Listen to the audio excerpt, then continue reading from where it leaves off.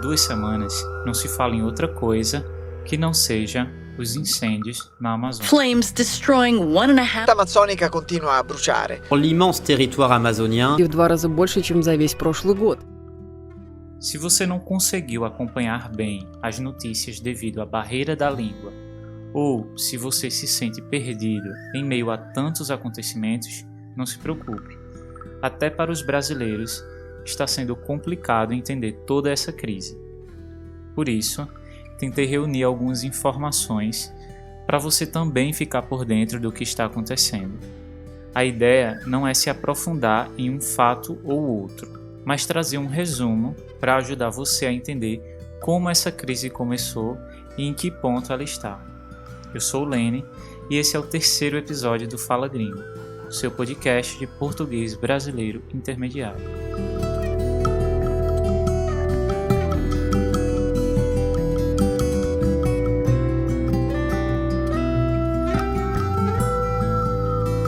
Confesso que eu tinha pensado num tema um pouco mais leve para esse episódio, mas como a ideia do Fala Gringo é, entre outras coisas, trazer assuntos que estão em destaque no Brasil, o problema de incêndios na Amazônia não podia ficar de fora.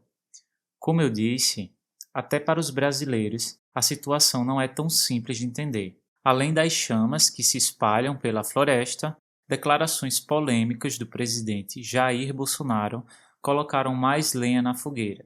Iniciou-se uma crise de nível internacional, o que levou o G7, as grandes potências mundiais, a tratarem os incêndios como assuntos de interesse global. A maioria das informações que eu vou apresentar aqui foram retiradas de portais de jornais brasileiros, como Folha de São Paulo, Estadão e Exame. Não é a minha opinião sobre o tema, apenas fatos, notícias, tá bom?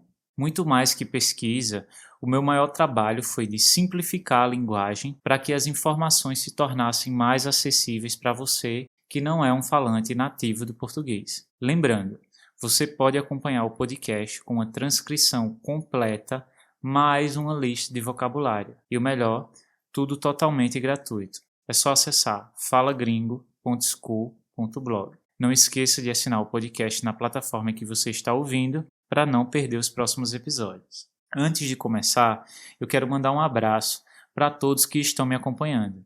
Eu fiquei muito feliz quando vi que tem ouvintes no México, Argentina, Rússia, Estados Unidos, França, Panamá, Chile, enfim. Aproveito também para ler uma mensagem muito legal da Ana Bega, que é da Rússia, mas está acompanhando o Fala Gringo da Áustria. Ela diz assim: Oi Lene, tudo bem? Tudo bem. Primeiro, eu queria agradecer por seu trabalho. É, na verdade, um conteúdo muito legal para estudantes de nível intermediário. Os temas são bem escolhidos, interessantes e úteis. Não só para uma conversa, mas também para quem vai fazer um exame como o CELP e Brás, onde a gente sempre encontra temas muito atuais. Falando sobre o primeiro episódio, eu gostei bastante, mas achei meio curto.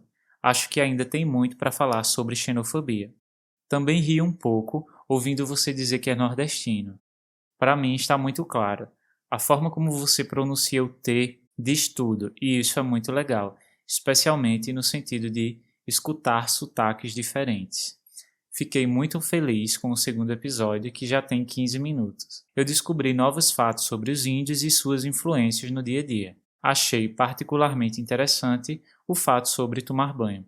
É isso, obrigada pelo trabalho. Ana, você não tem ideia do quanto a sua mensagem me deixou contente. Sugestões anotadas, tá bom? Se você não entendeu bem o que a Ana quis dizer com o T, é que basicamente no português brasileiro nós temos uma pronúncia do T mais seca, por exemplo, gente, e uma mais T, gente, entenderam? Gente, gente. A mesma coisa é para o D também. No sul, você vai ouvir muito bom dia. No norte, bom dia. Agora sim, vamos ao assunto do dia. 3 pontos para entender o que está acontecendo com a Amazônia.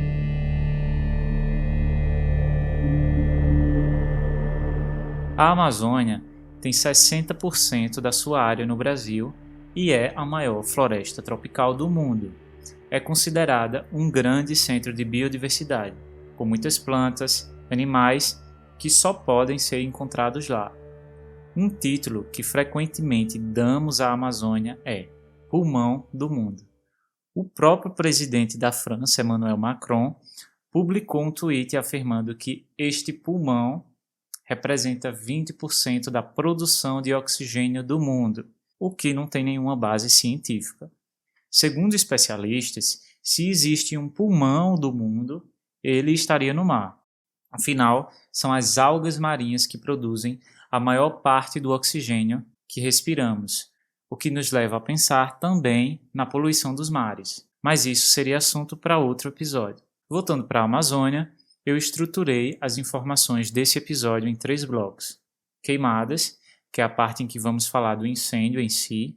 Desmatamento, vamos entender como o processo de desflorestamento pode influenciar esses incêndios. E, por fim, a crise internacional. Como tudo isso repercutiu no mundo, ou seja, como isso foi reproduzido na mídia estrangeira e como foi recebido pelos governantes em outros países. Queimadas. Acredito que a principal dúvida das pessoas é o motivo desses incêndios. De onde eles surgem? Existem explicações? Até o momento, a principal relação encontrada é o aumento no desmatamento ou desflorestação. A hipótese defendida por especialistas é que as queimadas estão sendo feitas para limpar o que foi desmatado antes. Vou explicar. O processo é o seguinte: as árvores de uma certa área são derrubadas, a madeira que pode ser aproveitada, seja para a construção de imóveis, seja para a construção civil, essa madeira é retirada e o que sobra permanece um tempo lá para que fique secando ao sol. Quando essa biomassa, ou seja, essa camada de plantas e árvores está seca, ela é queimada para limpar o terreno e deixar pronto para o pasto, ou seja, as vegetações para o gado ou qualquer outra atividade que se tenha interesse. A confirmação vem da NASA. Analisando o histórico de colunas de fumaça através de imagens de satélite, eles perceberam que os pontos de origem do fogo são centralizados e muito altos, provavelmente pilhas de troncos de árvores que ficaram secando ao sol por meses até serem queimados. O que nos leva para a próxima pergunta. Se alguém está queimando, quem está queimando? Essa resposta vai precisar de muito tempo para ser respondida. As investigações, infelizmente, são lentas e os focos de queimadas estão espalhados por uma área que vai do Acre, lá na pontinha do Brasil, passando por Rondônia, sul do Amazonas, norte do Mato Grosso e sudeste do Pará. No Pará, este último, já existe uma investigação que foi iniciada após um jornal local ter anunciado que os produtores locais estavam convocando um Dia do Fogo, no dia 10 de agosto. De fato, quando o pessoal do INPE, Instituto Nacional de Pesquisas Espaciais, guarda esse nome, quando o pessoal do INPE foi analisar os dados do programa de monitoramento do Instituto, de fato observaram que houve um aumento de incêndios na região naquele dia, no dia 10. Agora, uma coisa que vale ter em mente é que a culpa das queimadas também poderia ser o tempo seco. Isso, inclusive, foi defendido pelo ministro do Meio Ambiente logo nos primeiros dias de incêndios. Este ano está sim mais seco, mas não tanto quanto estava em 2016, por exemplo. O Instituto de Pesquisa Ambiental da Amazônia, IPAM, divulgou uma nota no dia 20, avaliando essa possibilidade de os incêndios serem causados pelo tempo seco, mas no final também concluiu que a maior correlação é de fato com o desmatamento. Analisando os dados disponíveis até o dia 14, observou-se também que os 10 municípios amazônicos com mais incêndios foram também os que tiveram as maiores taxas de desmatamento. Logo, vemos vários indícios que apontam que é sim o desmatamento que tem causado esses incêndios, as queimadas causadas como um processo final do desmatamento.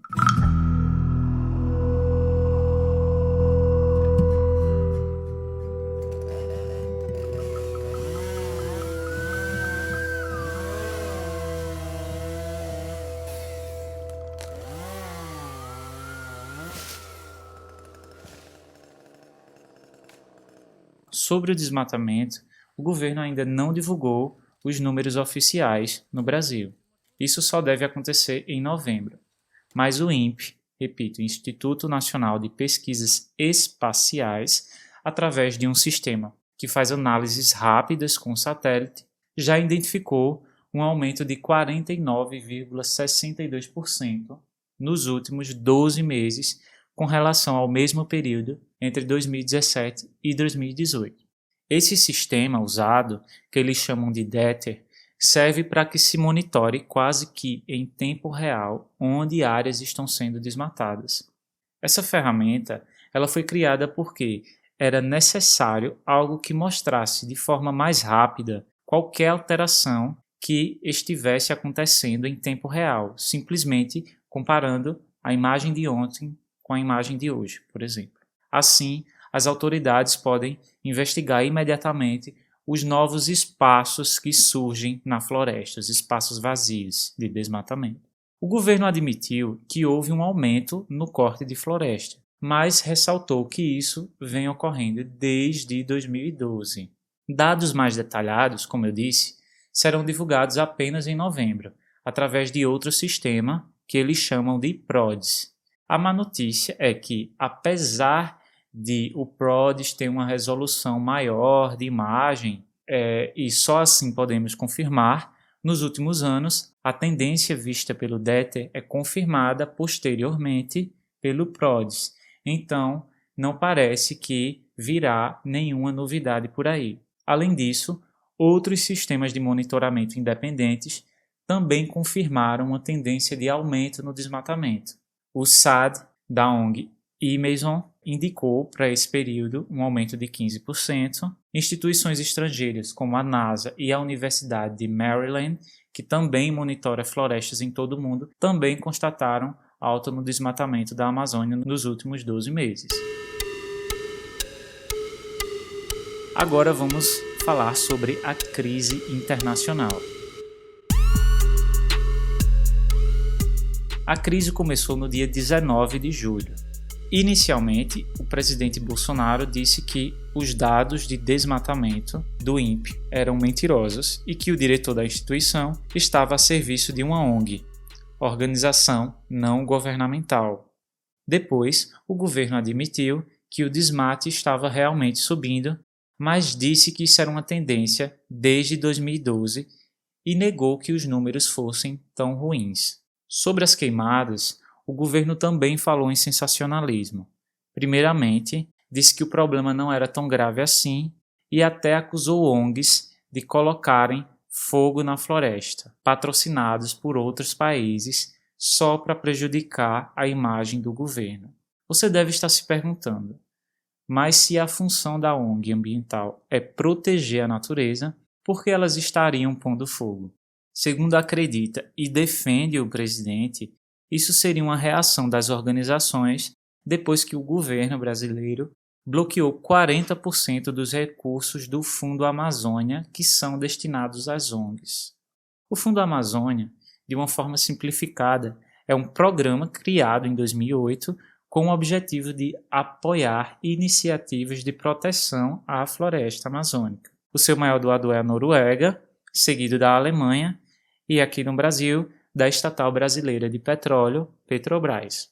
Como Bolsonaro não apresentou nenhum documento que mostrasse que eram de fato as ONGs que estavam incendiando a floresta, ele acabou se afastando desse discurso. Com as chamas se espalhando e o presidente fazendo declarações cada vez mais polêmicas, é claro que a situação chamou a atenção da imprensa e da população em geral. Ocorreram protestos, não apenas nas maiores cidades do Brasil, quanto em pelo menos 15 cidades da Europa, Ásia e América.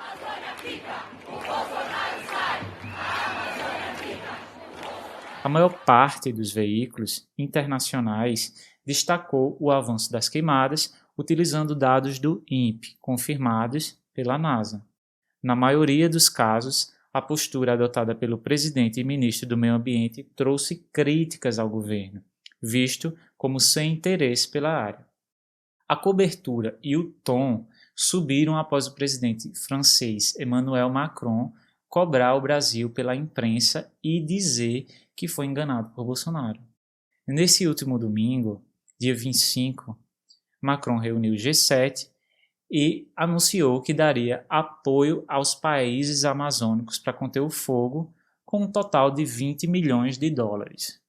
Então, o que aconteceu? Bolsonaro se sentiu ofendido por ter sido chamado de mentiroso por Macron. Até o momento dessa gravação, as florestas seguem queimando, o Brasil não tem recursos para conter as chamas e ninguém decidiu se aceita o dinheiro ou não. Antes de terminar o programa, eu quero reforçar um ponto muito importante. O problema de queimadas não envolve apenas o Brasil. A Colômbia e a Bolívia também estão sofrendo com incêndios. Na Bolívia, os incêndios já queimaram mais de 745 mil hectares na região de Chiquitania, fronteira com o Paraguai. Na Amazônia colombiana, o fogo se espalhou por 100 mil hectares na região de Beni. No meu perfil no Instagram, português.com.lene, você também encontra dicas culturais, dicas de vocabulário, pronúncia e muito mais para melhorar o seu português. Se você gostou desse podcast e quer ajudar a alcançar novas pessoas, pode deixar uma avaliação 5 estrelas no iTunes. Não custa nada e assim fica muito mais fácil de o Fala Gringo ser descoberto nas buscas relacionadas à aprendizado de idiomas. Eu vou ficando por aqui, espero que vocês tenham gostado e esse foi o 3º episódio do Fala Gringo, seu podcast de português brasileiro.